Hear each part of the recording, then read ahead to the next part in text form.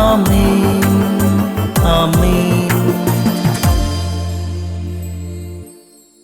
യേശുവിൻ്റെ ഏറ്റവും പ്രിയമുള്ളവനെ, എഫെസോസ് ലേഖനം 2-ാം അധ്യായം 1, 4, 5 വാക്യങ്ങൾ.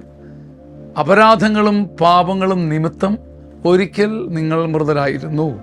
നാം സത്യം അറിയണം, നമ്മൾ മരിച്ചവരായിരുന്നു പാപങ്ങളും അപരാധങ്ങളും നിമിത്തം.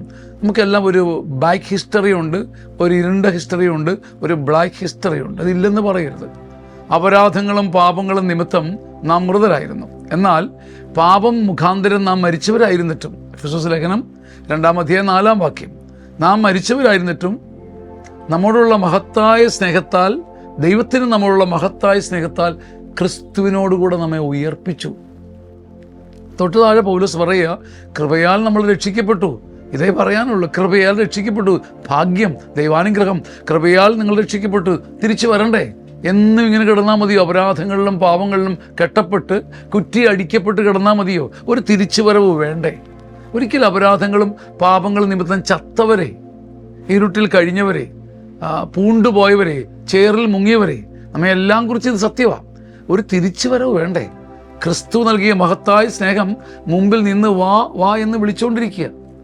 ഇന്നെങ്കിലും ഇപ്പോഴെങ്കിലും നമ്മുടെ ഹൃദയം വിട്ടുകൊടുക്കാൻ ഒരു വാശിയും ഒരു അഭിഷേകവും, അതുപോലെ ഒരു ദാനമാകട്ടോ, എല്ലാം ഭാഗ്യമാണ്, അനുഗ്രഹമാണ്, കൃപയുടെ ഭാഗ്യമാണ്. കൃപയുടെ ഭാഗ്യം മുടിച്ചുവിടട്ടെ. നീ ഒരു തിരിച്ചുവരവിൻ്റെ തിരുനാൾ ആഘോഷിക്കട്ടെ. ആമേൻ. നിങ്ങൾക്കറിയാവുന്നതുപോലെ കേരള ജനത ഹൃദയത്തിൽ ഏറ്റുവാങ്ങിയ ധ്യാനമാണ് സീനിയർ സിറ്റിസൺസ് ധ്യാനം.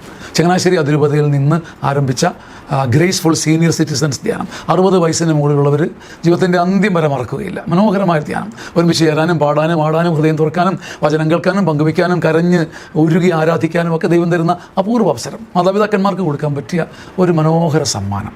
ഇനി വരുന്ന സീനിയർ സിറ്റിസൺ ധ്യാനം, ഗ്രേസ്ഫുൾ സീനിയർ സിറ്റിസൺ ധ്യാനം ആഗസ്റ്റ് മാസം 3, 4, 5, 6 തീയതികളാണ്. കഴിയുമെങ്കിൽ ഇത് നഷ്ടപ്പെടുത്തി കളയരുത്. ഈ താഴെ വരുന്ന നമ്പറിൽ ധ്യാനത്തിന് ബുക്ക് ചെയ്യുക. മനോഹരമായ ഒരു സ്വർഗീയ സമ്മാനം നിങ്ങളുടെ മാതാപിതാക്കന്മാർക്ക് കൊടുക്കാൻ മറക്കരുത്.